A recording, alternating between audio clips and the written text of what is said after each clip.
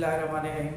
अस्सलाम वालेकुम dear students, my name is Waseem Abbas और आज हम टॉपिक डिस्कस करने जा रहे हैं वो हमारे पास chapter number 6 first year chemistry.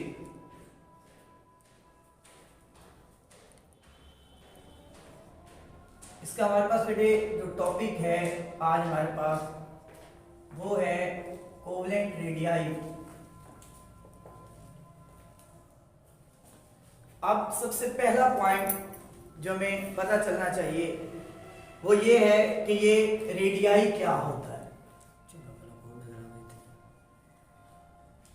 ये रेडियाई क्या होता है बेटे, अगर हम एक एटम की बात करें तो उसके लिए हम टर्म यूज करते हैं रेडियस, लेकिन अगर बेटे आप ज्यादा एटम्स की बात करेंगे तो इसके लिए लफ्ज यूज होता है रेडियाई। अब जो दूसरी टर्म हमारे पास मौजूद है वो है कोवलेंट। अब कोवलेंट क्या है बेटे, आपने कोवलेंट बॉन्ड का नाम सुना होगा कि वो बॉन्ड है जो बनता है by the sharing of electrons. जैसे आप कहते हैं कि हाइड्रोजन के पास बेटे एक इलेक्ट्रॉन है, इसी तरह हाइड्रोजन एक और ले लें। अब इसके पास 1 इलेक्ट्रॉन क्यों है, बिकॉज इसका जो एटॉमिक नंबर है वो 1 है।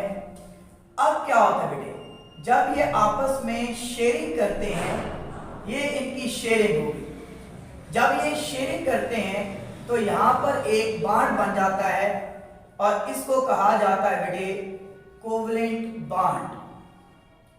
It is called covalent bond. तो बेटे अब कोवलेंट बॉन्ड क्या हो गया, ऐसा जो बनता है किससे, by the sharing of electron से, दैट इज कॉल्ड बेटे कोवलेंट बॉन्ड। तो अब हमारे पास कोवलेंट रेडियाई की डेफिनेशन की तरफ चलते हैं।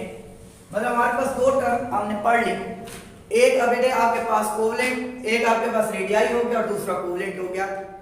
तो अब कोवलेंट रेडियाई क्या होता है, कोवलेंट रेडियाई क्या है बेटे, half of the distance, half of the distance between two similar atoms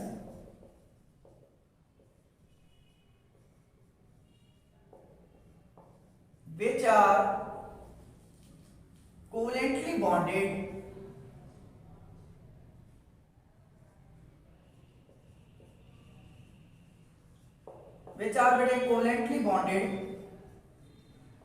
with each other in a molecule.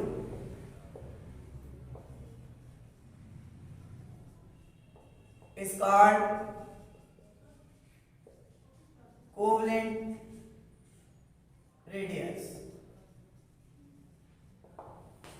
Half of the distance between two similar atoms which are covalently bonded with each other in a molecule is called covalent radius.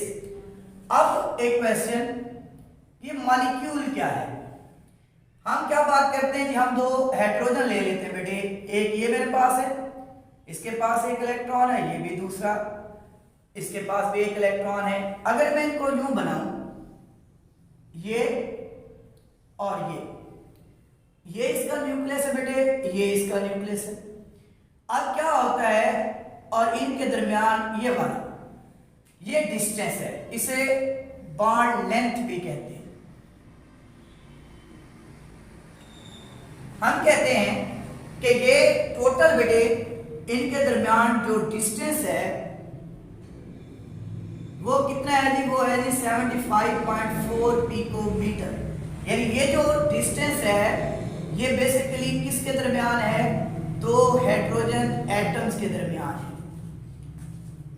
अब अगर मैं बेटे एक hydrogen की बात करूं, मैं एक हाइड्रोजन एटम को यहां फाइंड आउट करना चाहूं इसका कोवलेंट रेडियस, तो मैं क्या करता हूं, मैं 75.4 को डिवाइड कर देता हूं 2 पे, तो ये बन जाएगा 37.7 पिकोमीटर। यानी आपके पास जब ये था H2 मॉलिक्यूल था, यहाँ दो हाइड्रोजन एटम थे, आपने एक का बेटे कोवलेंट रेडियाई निकालना था, तो आपने क्या किया, इसको 2 पर बेटे डिवाइड कर दिया। तो अब ये निकला हमारे पास covalent radius of hydrogen atom.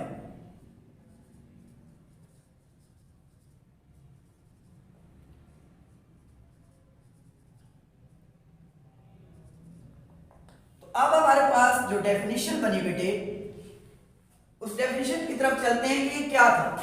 ये था बेटे हाफ ऑफ द डिस्टेंस। ये देखिए टोटल डिस्टेंस था ये, हमने क्या किया बेटे, इसका हाफ कर दिया, यानी हमने इसको क्या कर दिया, 2 पे डिवाइड कर दिया।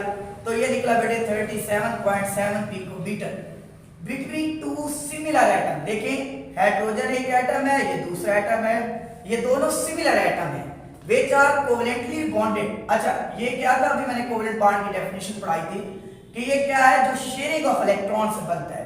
तो बेटे इसमें कौन सा बॉन्ड मौजूद होगा, ये होगा जी covalent bond with each other in a molecule. तो it means half of the distance, means ये half of the distance between 2 similar atom, ये 2 सिमिलर एटम है बेटे, which are covalently bonded, ये एक दूसरे के साथ अटैच हैं, covalently bonded हैं with each other in a molecule। तो दैट इज कॉल्ड बेटे कोवेलेंट रेडियाई। ये आपका क्वेश्चन भी आता है कि what is covalent radii, give its example. अगर ये शॉर्ट क्वेश्चन है तो बेटे यहां तक आप लिख देंगे, आपका कंप्लीट हो जाएगा। ये कोवेलेंट रेडियस था बिटवीन सिमिलर एटम। तो क्या कोवेलेंट रेडियस हम डिसिमिलर एटम के दरमियान निकाल सकते हैं? एक और क्वेश्चन, यहां हम एक एग्जांपल ले लेते हैं जी, हमारे पास है जी मिथाइल क्लोराइड। इसको बेटे डिस्कस कर लेते हैं। पहली बात, ये मिथाइल बनता कैसे है। आपके पास बेटे मीथेन होता है, आप इसमें से H निकाल दें तो ये बनता है CH3। इस ग्रुप को बेटे कहा जाता है मिथाइल, इस ग्रुप को हम कहते हैं मिथाइल ग्रुप। अब होता क्या है, कार्बन टोटल 4 बॉन्ड बनाता है, एक बॉन्ड ये बना रहा है Cl के साथ, 3 बॉन्ड बेटे ये बना रहा है हाइड्रोजन के साथ। यहां पर कार्बन टोटल 4 बॉन्ड बना गया, ये क्लोराइड के साथ और बाकी जो है हाइड्रोजन के साथ। हम क्या करते हैं बेटे, हम इसमें से इस कार्बन का कोवेलेंट रेडियस निकालना चाहते हैं। ये हमारे पास एक क्वेश्चन है कि यहां से कार्बन का कैसे निकालते हैं। तो सबसे पहला पॉइंट बेटे हम क्या करते हैं जी, हम ले लेते हैं यहां ये वाली जो हम ये बॉन्ड लेंथ है, ये डिस्टेंस है, इसको हम कैलकुलेट करते हैं। तो ये हमारे पास निकल रहा है 176.4 पिकोमीटर,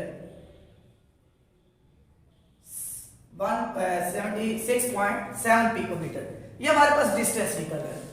अब क्या होता है बेटे, ये हमारे पास टोटल निकल गया कार्बन और क्लोरीन का। अब मैं क्या करता हूं, यहां से मैं निकाल लेता हूं Cl का, अगर मुझे मालूम हो जाए तो फिर हम क्या निकाल सकते हैं, कार्बन का। ये मेरे पास टोटल यानी कार्बन क्लोरीन जो बॉन्ड लेंथ है बेटे वो होगी 176.7 पिकोमीटर। तो अब हम नेक्स्ट चलते हैं बेटे, इसमें क्या होता है जी, हम कहते हैं अगर नेक्स्ट पॉइंट की तरफ बढ़े तो फिर क्या करते हैं, हम कहते हैं जी क्लोरीन का हम निकाल दें।